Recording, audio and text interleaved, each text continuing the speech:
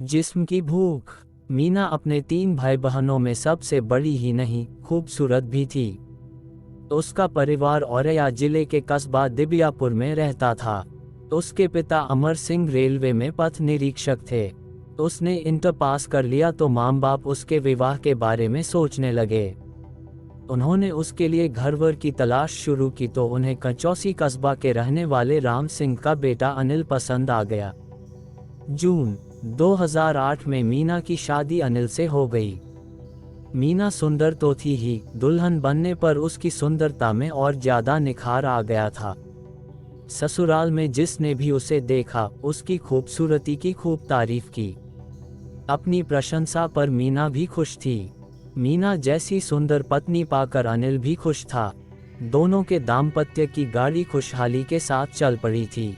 लेकिन कुछ समय बाद आर्थिक परेशानियों ने उनकी खुशी को ग्रहण लगा दिया। शादी के पहले अनिल छोटे मोटे काम करके गुजारा कर लेता था। लेकिन शादी के बाद मीना के आने से जहां अन्य खर्चे बढ़ ही गए थे, वहीं मीना की महत्वाकांक्षी ख्वाहिशों ने उसके इस खर्च को और बढ़ा दिया था। आर्थिक परेशानियों को दूर करने के लिए वह कस्बे की एक आदत पर काम करने लगा था। आदत पर काम करने की वजह से अनिल को कई दिनों घर से बाहर रहना पड़ता था, जबकि मीना को ये कतई पसंद नहीं था। पति की गैर मौजूदगी में वह आस पड़ोस के लड़कों से बातें ही नहीं करने लगी थी, बल्कि हंसी मजाक भी करने लगी थी।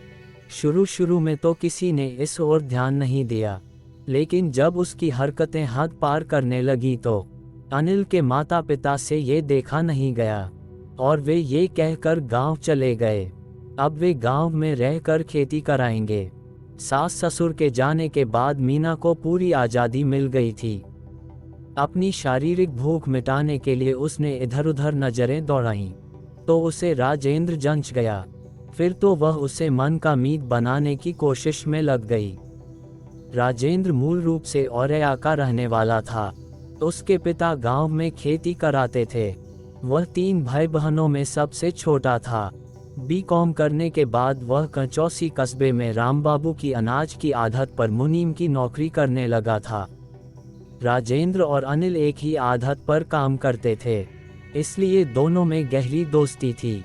अनिल ने ही राजेंद्र को अपने घर के सामने किराए पर कमरा दिलाया था। दोस्ती होने की वजह से राजेंद्र अनिल के घर आता जाता रहता था। जब कभी आढ़त बंद रहती, राजेंद्र अनिल के घर आ जाता और फिर वहीं पार्टी होती। पार्टी का खर्चा राजेंद्र ही उठाता था। राजेंद्र पर दिल आया तो मीना उसे फंसाने के लिए अपने रूप का जलवा बिखेरने लगी। मीना के मन में क्या है, ये राजेंद्र की समझ में जल्दी ही आ गया, क्योंकि उसकी निगाहों में जो प्यास झलक रही थी, उसे उसने ताड़ लिया था। इसके बाद तो मीना उसे हूर की परी नजर आने लगी थी। वह उसके मोहपाश में बंधता चला गया था। एक दिन जब राजेंद्र को पता चला कि अनिल 2 दिनों के लिए बाहर गया है, तो उस दिन उसका मन काम में नहीं लगा। पूरे दिन उसे मीना की ही याद आती रही। घर आने पर वह मीना की एक झलक पाने को बेचैन था। उसकी यह ख्वाहिश पूरी हुई शाम को मीना सज-धज कर दरवाजे पर आई तो उस समय वह उसे आसमान से उतरी अप्सरा से कम नहीं लग रही थी। उसे देखकर उसका दिल बेकाबू हो उठा। राजेंद्र को पता ही था कि अनिल घर पर नहीं है, इसलिए वह उसके घर जा पहुंचा। राजेंद्र को देखकर मीना ने मुस्कुराते हुए कहा, आज तुम आढ़त से बड़ी जल्दी आ गए। वहाँ कोई काम नहीं था क्या? काम तो था भाभी, लेकिन मन नहीं लगा। क्यों? मीना ने पूछा। सच बता दूं भाभी? हाँ बताओ भाभी, तुम्हारी सुंदरता ने मुझे विचलित कर दिया है। तुम सचमुच बहुत सुंदर हो। ऐसी सुंदरता किस काम की, जिसकी कोई कद्र न हो? मीना ने लंबी सांस लेकर कहा, क्या अनिल भाई तुम्हारी कद्र नहीं करते? जानबूझकर अनजान मत बनो। तुम जानते हो कि तुम्हारे भाई साहब महीने में 10 दिन तो बाहर ही रहते हैं।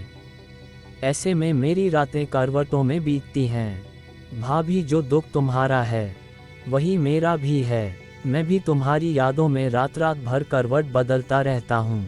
अगर तुम मेरा साथ दो तो हमारी समस्या खत्म हो सकती है। कहकर राजेंद्र ने मीना को अपनी बाहों में भर लिया। मीना चाहती तो यही थी, लेकिन उसने मुख मुद्रा बदल कर बनावटी गुस्से में कहा, यह क्या कर रहे हो? छोड़ो मुझे, प्लीज भाभी, शोर मत मचाओ, तुमने मेरा सुख चैन सब छीन लिया है। राजेंद्र ने कहा, नहीं राजेंद्र, छोड़ो मुझे, मैं बदनाम हो जाऊंगी, कहीं की नहीं रहूंगी मैं। नहीं भाभी, अब यह मुमकिन नहीं है, कोई पागल ही होगा जो रूप यौवन के इस प्याले के इतने करीब पहुंचकर पीछे हटेगा। कहकर राजेंद्र ने बाहों का कसाव बढ़ा दिया। दिखावे के लिए मीना न न न करती रही, जबकि वह खुद राजेंद्र के शरीर से लिपटी जा रही थी। राजेंद्र कोई नासमझ बच्चा नहीं था जो मीना की हरकतों को न समझ पाता। इसके बाद वह क्षण भी आ गया जब दोनों ने मर्यादा भंग कर दी। एक बार मर्यादा भंग हुई तो राजेंद्र को हरी झंडी मिल गई। उसे जब भी मौका मिलता वह मीना के घर पहुंच जाता और इच्छा पूरी करके वापस आ जाता। मीना अब खुश रहने लगी थी, क्योंकि उसकी शारीरिक भूख मिटने लगी थी, साथ ही आर्थिक समस्या का भी हल हो गया था। मीना जब भी राजेंद्र से रुपए मांगती थी वह चुपचाप निकाल कर दे देता था। काम कोई भी हो, ज़्यादा दिनों तक छिपा नहीं रहता। ठीक वैसा ही मीना और राजेंद्र के संबंधों में भी हुआ। उनके नाजायज संबंधों को लेकर आस पड़ोस में बातें होने लगीं। ये बातें अनिल के कानों तक पहुंची तो वह सन्न रह गया। उसे बात में सच्चाई नजर आई, क्योंकि उसने मीना और राजेंद्र को खुलकर हंसी मजाक करते हुए कई बार देखा था। तब उसने इसे सामान्य रूप से लिया था। अब पड़ोसियों की बातें सुनकर उसे दाल में काला नजर आने लगा था। अनिल ने इस बारे में मीना से पूछा तो उसने कहा, पड़ोसी हमसे जलते हैं। राजेंद्र का आना जाना और मदद करना उन्हें अच्छा नहीं लगता, इसलिए वे इस तरह की उलझुल बातें करके तुम्हारे कान भर रहे हैं। अगर तुम्हें मुझ पर शक है तो राजेंद्र का घर आना जाना बंद करा दो, लेकिन उसके बाद तुम दोनों की दोस्ती में दरार पड़ जाएगी। वह हमारी आर्थिक मदद करना बंद कर देगा।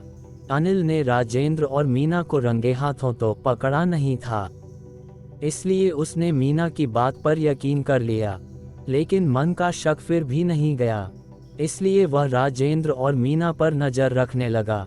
एक दिन राजेंद्र आदत पर नहीं आया तो अनिल को शक हुआ। दोपहर को वह घर पहुंचा तो उसके मकान का दरवाजा बंद था और अंदर से मीना और राजेंद्र के हंसने की आवाजें आ रही थीं। अनिल ने खिड़की के छेद से अंदर झांक कर देखा तो मीना और राजेंद्र एक दूसरे में समाये हुए थे। अनिल सीधे शराब के ठेके पर पहुंचा और जमकर शराब पी। इसके बाद घर लौटा और दरवाजा पीटने लगा।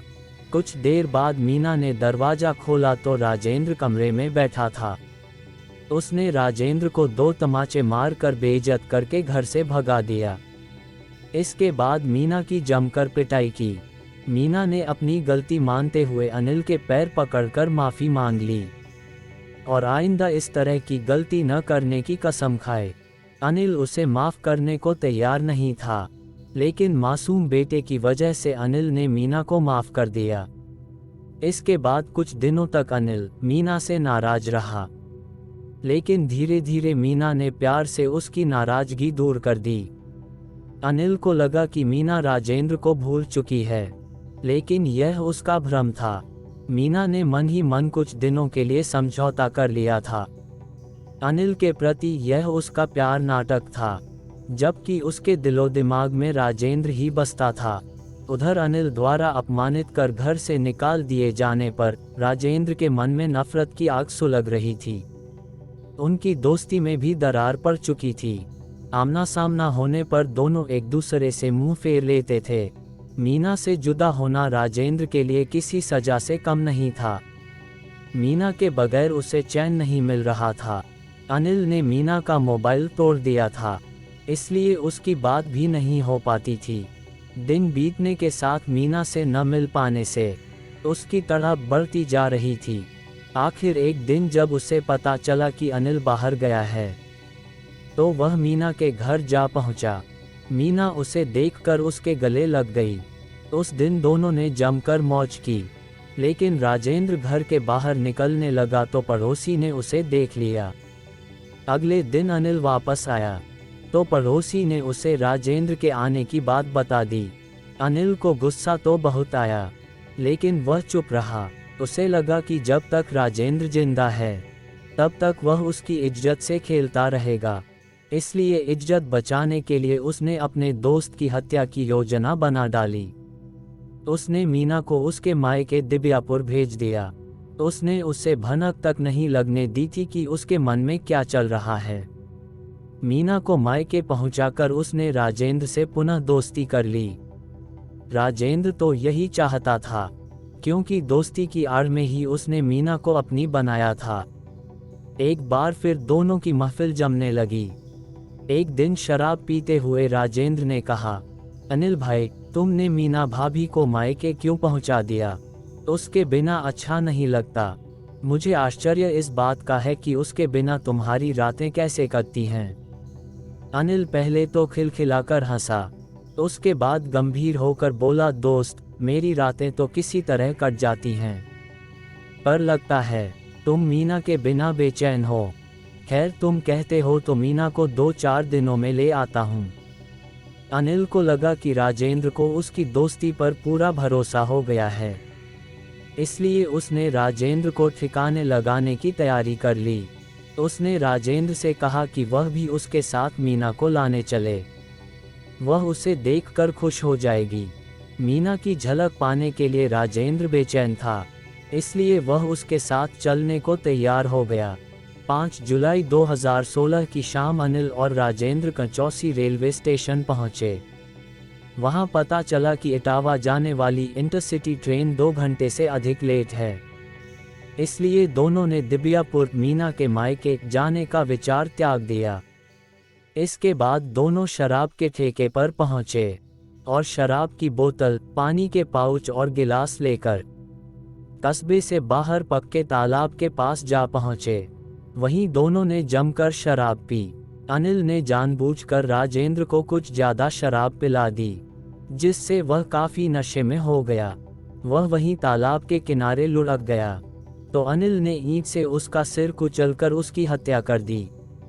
राजेंद्र की हत्या करके अनिल ने उसके सारे कपड़े उतार लिए और खून सनी ईंट के साथ उन्हें तालाब से कुछ दूर झाड़ियों में छिपा दिया। इसके बाद वह ट्रेन से अपनी ससुराल दिबियापुर चला गया।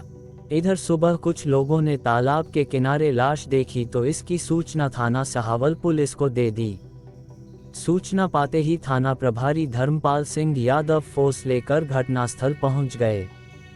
तालाब के किनारे नग्न पड़े शव को देखकर धर्मपाल सिंह समझ गए कि हत्या अवैध संबंधों के चलते हुई है। लाश की शिनाख्त में पुलिस को कोई परेशानी नहीं हुई।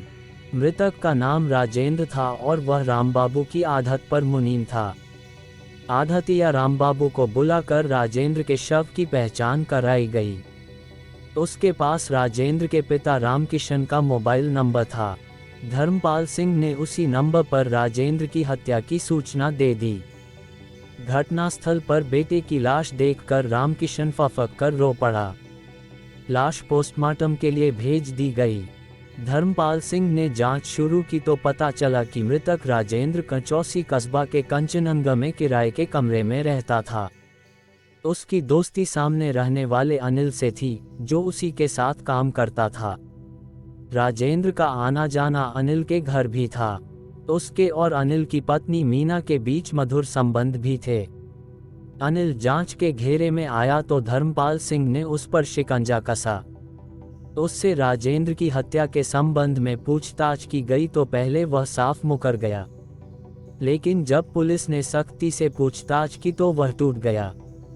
उसने बताया कि राजेंद्र ने उसकी पत्नी मीना से नाजायज संबंध बना लिए थे, जिससे उसकी बदनामी हो रही थी। इसीलिए उसने उसे ईंट से कुचलकर मार डाला है। अनिल ने हत्या में प्रयुक्त ईंट तथा खून सने कपड़े बरामद करा दिए, जिसे उसने तालाब के पास झाड़ियों में छिपा रखे थे। अनिल ने हत्या का अपराध स्वीकार कर लिया था। इसलिए धर्मपाल सिंह ने मृतक ने पिता रामकिशन को वादी बनाकर राजेंद्र की हत्या का मुकदमा दर्ज कर अनिल को अदालत में पेश किया, जहां से उसे जिला कारागार भेज दिया गया। कहानी अच्छी लगी हो तो हमारी चैनल को सब्सक्राइब जरूर करें।